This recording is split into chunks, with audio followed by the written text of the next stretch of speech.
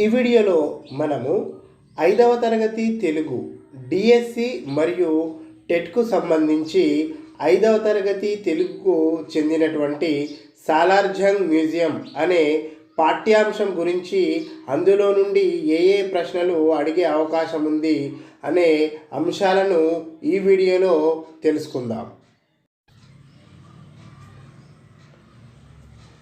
Salar Jung museum పాఠం ఉద్దేశం ఏమిటి?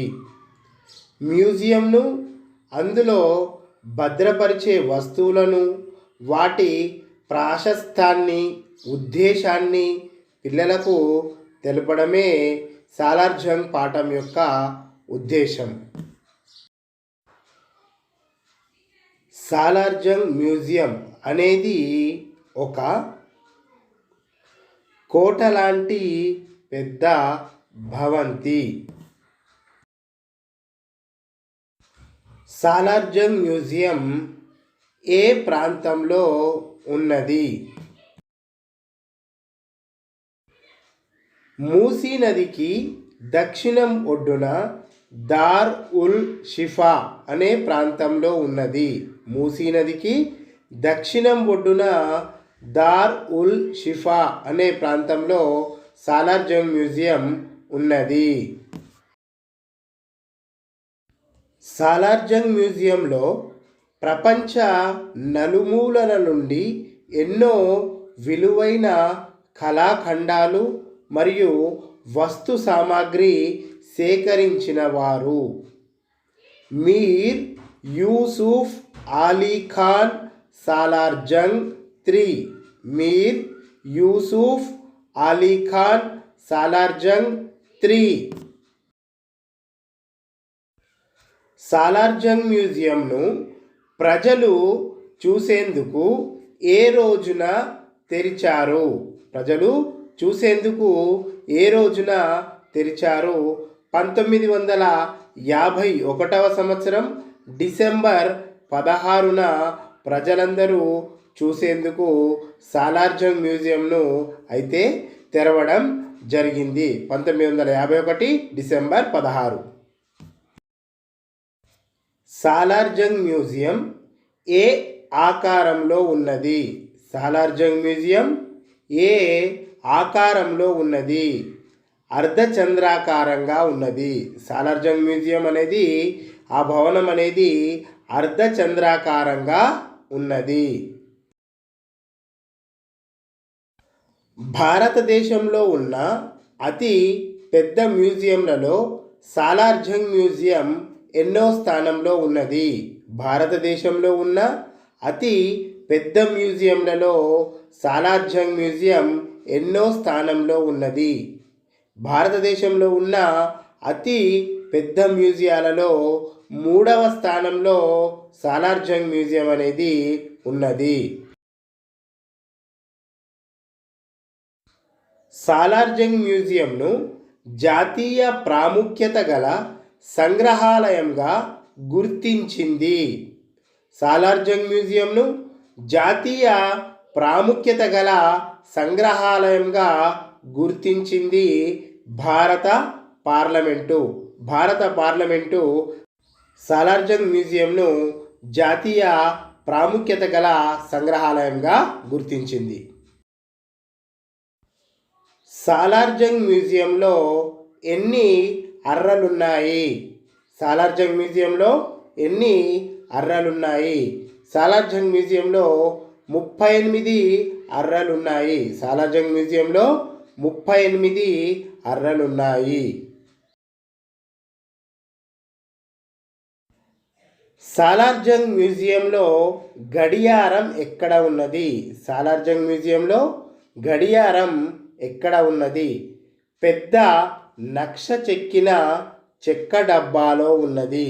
పెద్ద నక్ష చెక్కిన చెక్క డబ్బాలో సాలార్జంగ్ మ్యూజియంలో ఉన్నటువంటి గడియారం అనేది ఉన్నది. సాలార్జంగ్ మ్యూజియంలో గల గడియారంలో గంట కొట్టే మనిషి ఎక్కడ నుండి వస్తాడు? సాలార్జంగ్ మ్యూజియంలో గల గడియారంలో గంట కొట్టే మనిషి ఎక్కడ నుండి వస్తాడు? ఎడమ పక్క చిన్న ఇల్లు లెక్క ఉన్నది, దాని నుండి వచ్చి మనిషి గంట కొడతాడు. గడియారంలో కుడి పక్కన ఏం ఉన్నది? గడియారంలో కుడి పక్కన ఏం ఉన్నది? గడియారంలో కుడి పక్కన చెట్టు ఉన్నది. గడియారంలో కుడి పక్కన చెట్టు ఉన్నది. చెట్టు కింద ఒక మనిషి డోలు కొడుతున్నట్టున్నది. ఆ డోలు కొట్టుడు అంటే ఏమిటి? ఆ డోలు కొట్టుడు అంటే ప్రతి సెకనుకు ఒక దెబ్బ కొట్టుడు. ఆ డోలు కొట్టుడు అంటే ప్రతి సెకనుకు ఒక దెబ్బ కొట్టుడు. సాలార్జంగ్ మ్యూజియంలో పాలరాతి శిల్పాలు ఎక్కడ ఉన్నాయి? సాలార్జంగ్ మ్యూజియంలో పాలరాతి శిల్పాలు ఎక్కడ ఉన్నాయి? గడియారం వెనుక ఉన్న అర్రలో పాలరాతి శిల్పాలు ఉన్నాయి. సాలార్జంగ్ మ్యూజియంలో పాలరాతి శిల్పాలు గడియారం వెనుక ఉన్న అర్రలో ఉన్నాయి. రెబెక్కా శిల్పం ప్రత్యేకత ఏమిటి? రెబెక్కా శిల్పం ప్రత్యేకత ఏమిటి? ఒక ఆడమనిషి నెత్తిమీది నుండి కింది దాకా సన్నటి పరదా కప్పుకున్నట్లు, ఆ పరదా నుండి ముఖం కనబడుతున్నట్టు ఉంటుంది. రెబెక్కా శిల్పం చెక్కినది ఎవరు? రెబెక్కా శిల్పం చెక్కినది 19వ శతాబ్దానికి చెందిన జి.బి. బెన్-జోని. 19వ శతాబ్దానికి చెందిన జి.బి. బెన్-జోని అనే వ్యక్తి రెబెక్కా శిల్పాన్ని చెక్కడం జరిగింది.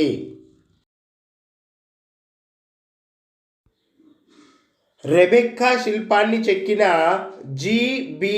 బెన్-జోని ఏ దేశస్థుడు? రెబెక్కా శిల్పాన్ని చెక్కిన జి.బి. బెన్-జోని ఏ దేశస్థుడు? ఇతడు ఇటలీ దేశస్థుడు. జి.బి. బెన్-జోని ఇటలీ దేశస్థుడు. ఏనుగు దంతాలపై చెక్కిన బొమ్మలు ఏవి? పెద్ద ఏనుగు దంతం మీద పడవ ఇల్లు ఉన్నట్లు, అది సముద్రంలో పోతున్నట్లు. రెండవది, ఒక ఏనుగు దంతం మీద 20 ఏనుగులు ఒకదాని వెనుక ఒకటి పోతున్నట్లు. ఇంకొక దంతం మీద సీతారాములు వనవాసం చేసినట్లు. మైసూరు మహారాజైన టిప్పు సుల్తాన్కు కుర్చీలు, టీపాయ్లు బహుకరించిన వారు ఎవరు? ఫ్రాన్స్ రాజు లూయిస్ 16.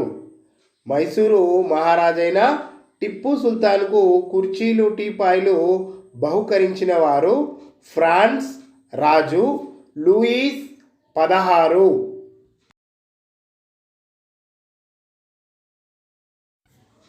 ఈ కుర్చీలు, బల్లలు వేటితో తొడుగు పూత పెట్టి అందంగా తీర్చిదిద్దారు? ఏవైతే మైసూర్ మహారాజైన టిప్పు సుల్తాన్కు బహుకరించిన కుర్చీలు మరియు బల్లలు వేటితో పూత పెట్టి అందంగా తీర్చిదిద్దారు?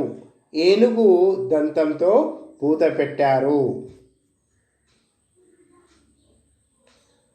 పై అంతస్తులో ఎన్ని అర్రలున్నాయి?